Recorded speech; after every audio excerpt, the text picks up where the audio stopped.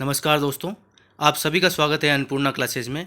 अभी आपके DFCCIL और रेलवे के एग्ज़ाम होने वाले हैं। DFCCIL में आपके एग्जीक्यूटिव और junior executive operation in BD post के लिए, और रेलवे में आपके NTPC और ग्रुप डी पोस्ट के लिए। तो उसके लिए हम एक साइंस की सीरीज़ लेके आए हैं। आज फर्स्ट वीडियो है, तो बताइएगा आगे आपको ये कैसा लगता है। और आज हम मिक्स क्वेश्चन लेंगे। अगर आपको लगता है कि टॉपिक वाइज पढ़ाना चाहिए तो आप मुझे टॉपिक वाइज बता दीजिएगा। मैं अगली बार से टॉपिक वाइज वीडियो डालता रहूँगा, ठीक है। तो 20 क्वेश्चन है आज हम लेने वाले हैं। तो देखिएगा क्वेश्चन को। सबसे पहला क्वेश्चन है, रेल की पटरियों के नीचे चौड़े लकड़ी के पट्टे क्यों लगाए जाते हैं। तो देखिए, रेल की पटरियों के नीचे जो चौड़े लकड़ी के पट्टे लगाए जाते हैं वो क्यों लगाए जाते हैं? गाड़ी द्वारा उत्पन्न दबाव को कम करने के लिए। तो आपका यहाँ आंसर क्या हो जाएगा?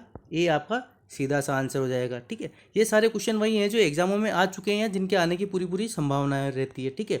आगे चलते हैं क्वेश्चन नंबर 2 पर। दिष्ट धारा को प्रत्यावर्ती धारा में परिवर्तित किया जाता है। तो देखो, दिष्ट धारा क्या होती है आपके DC, और प्रत्यावर्ती धारा आपके क्या होती है? AC, alternating current. तो आपके DC को AC में बदलने के लिए हम क्या यूज करते हैं? इन्वर्टर यूज करते हैं। और आपका जो रेक्टिफायर होता है, रेक्टिफायर क्या होता है आपका? AC को DC में कन्वर्ट करता है। डायनेमो क्या करता है आपके? डायनेमो क्या करता है आपके? जो मैकेनिकल एनर्जी होती है, ठीक है, मैकेनिकल एनर्जी को इलेक्ट्रिकल एनर्जी में कन्वर्ट करता है। और मोटर क्या करती है? इलेक्ट्रिकल एनर्जी को आपके मैकेनिकल एनर्जी में कन्वर्ट करती है। तो ये छोटी छोटी चीज़ें आप नोट करते हुए चलिएगा, ठीक है। आगे चलते हैं क्वेश्चन नंबर 3 पर। ज्योति तीव्रता का मात्रक है। तो देखो, ज्योति तीव्रता आपकी ल्यूमिनस इंटेंसिटी, इसका जो मात्रक होता है आपके पास, इंग्लिश में भी मैं बोलता चलूँगा, आपको दिक्कत नहीं आएगी। ज्योति तीव्रता ल्यूमिनस इंटेंसिटी, ठीक है। तो इसका जो मात्रक होता है वो क्या होता है आपके पास? कैंडेला। और केल्विन किसका मात्रक होता है आपके पास? टेम्परेचर का। एम्पियर आपके इलेक्ट्रिक करंट का। और न्यूटन होता है आपके पास फोर्स का, ठीक है। चारों ही बहुत इंपॉर्टेंट है, ध्यान रखिएगा। क्वेश्चन नंबर 4 पर चलते हैं। किसी वस्तु का द्रव्यमान पृथ्वी पर 600 kg है तो चंद्रमा पर उसका द्रव्यमान होगा, ठीक है। 1 मिनट आप सोच लीजिए इसका, फिर मैं आंसर देता हूँ आपको। अगर आपने इसका आंसर 100 kg दिया है तो आपका क्या है? गलत है। इसका आंसर 600 kg होगा। क्यों? क्योंकि देखो, द्रव्यमान चाहे पृथ्वी पर हो चाहे चंद्रमा पर हो, सेम रहेगा, क्योंकि द्रव्यमान का ग्रेविटी से कोई लेना देना नहीं है। चंद्रमा पर पृथ्वी की ग्रेविटी क्या होती है? 1/6 होती है। मतलब अगर पृथ्वी पर अगर किसी का वेट, अगर मैं यहाँ द्रव्यमान की जगह भार बोलता ना, तो समझ में आता है कि वो कितना हो जाता? 100 हो जाता। क्योंकि उस टाइम हम क्या करते? 600 में क्या करते? 6 का भाग लगाते, तो ये कितना आ जाता हमारे पास? 100।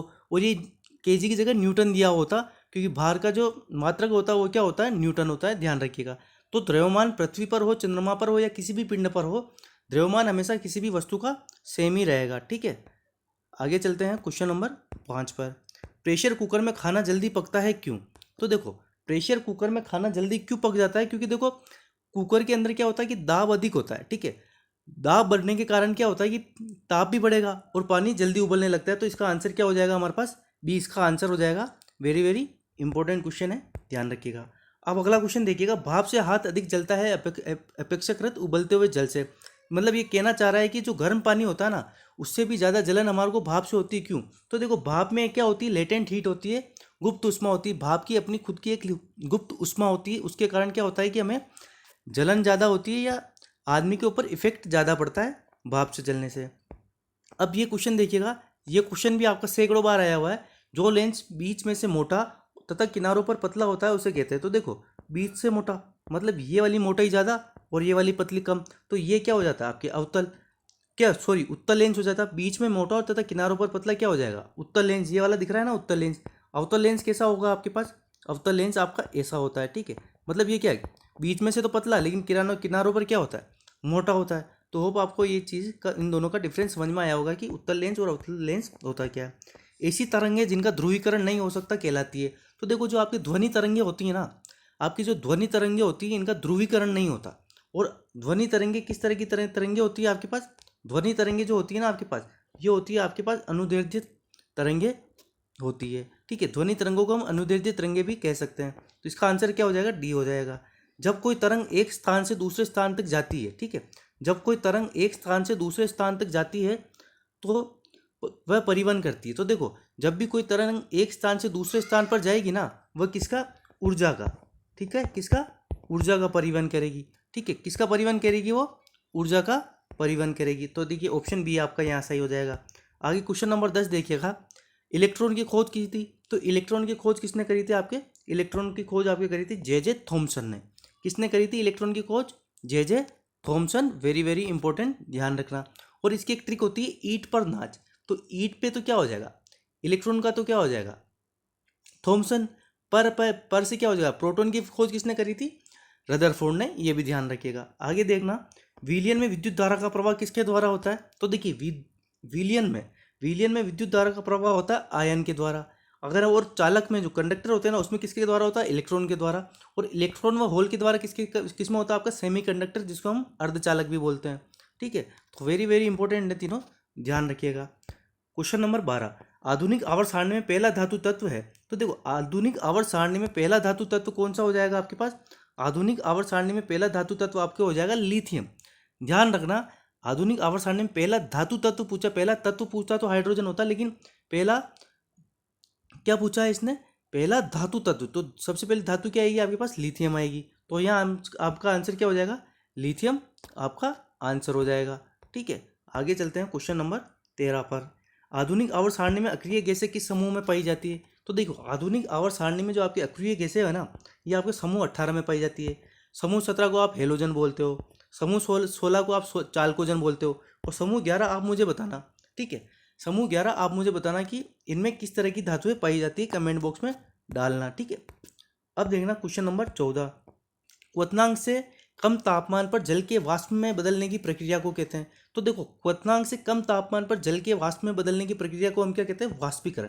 क्वथनांक क्या होता है, क्वथनांक वो होता है जहाँ कोई भी जो लिक्विड होता है वो क्या उबलने लगता है। ठीक है, मतलब जो किसी भी पदार्थ का वह टेम्परेचर जहाँ वो उबलना स्टार्ट कर दे, मतलब उबलना स्टार्ट कर दे, तो वो क्वथनांक होता है। लेकिन क्या होता है कि क्वथनांक से भी कम तापमान पर पानी मतलब जल वाष्प बन जाता है, तो उसको हम क्या कहते हैं, वाष्पीकरण कहते हैं।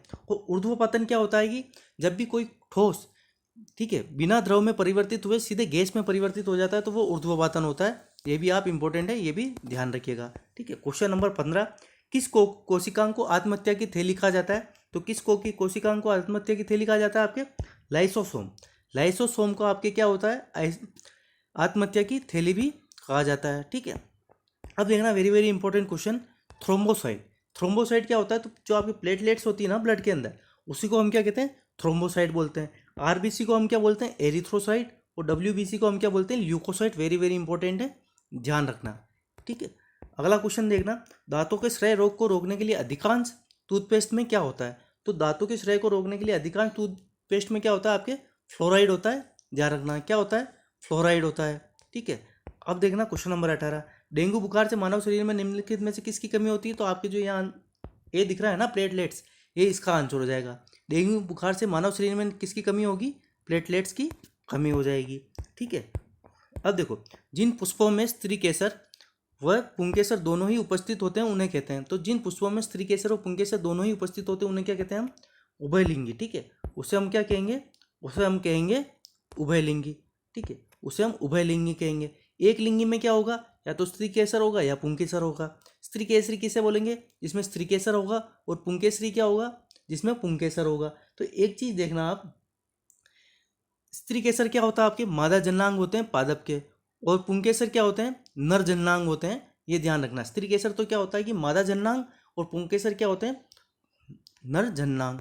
ठीक है, अब देखना आप, किसी पदार्थ के ऑक्सीकरण से सर्वाधिक ऊर्जा प्राप्त होती है। तो किस पदार्थ के ऑक्सीकरण से सर्वाधिक ऊर्जा प्राप्त होती है, तो आपके वसा। ठीक है, ये होती है वसा। वसा के ऑक्सीकरण से आपको सर्वाधिक ऊर्जा प्राप्त होगी, फैट। वसा को आप फैट भी बोलते हो। ठीक है, तो ये 20 क्वेश्चन आज हमने डिस्कस किए हैं। लेवल अच्छा था, ऐसे ही क्वेश्चन आपके DFCCIL में मिलेंगे, और रेलवे में इसी तरीके पे आपको क्वेश्चंस मिलेंगे। अगर आपको ये चीज़ें समझ में आई हो, अगर आपको लगा होगा कि थोड़ा हमारा प्रयास सही है, तो कमेंट करके ज़रूर बताना। और अगर आप टॉपिक वाइज पढ़ना चाहते हो तो वो भी हमको कमेंट करके ज़रूर बताना, ताकि हम और सुधार इसमें कर सकें, और टॉपिक वाइज आपके जो भी इंपॉर्टेंट क्वेश्चन बनते हैं ना, वो हम आपके सामने ला सकें। मैथ्स की भी हम कोशिश करेंगे कि डेली आपके 10 क्वेश्चन इंपॉर्टेंट DFCCIL के एग्जीक्यूटिव से रिलेटेड वो हम लाएँ। आपको देखो प्रीवियस ईयर पेपर में करवा चुका हूँ, साइंस के भी और मैथ्स के भी, तो वो आप हमारे प्लेलिस्ट में जाके देख सकते हो। ठीक है, तो मिलते हैं नेक्स्ट वीडियो में, तब तक के लिए धन्यवाद।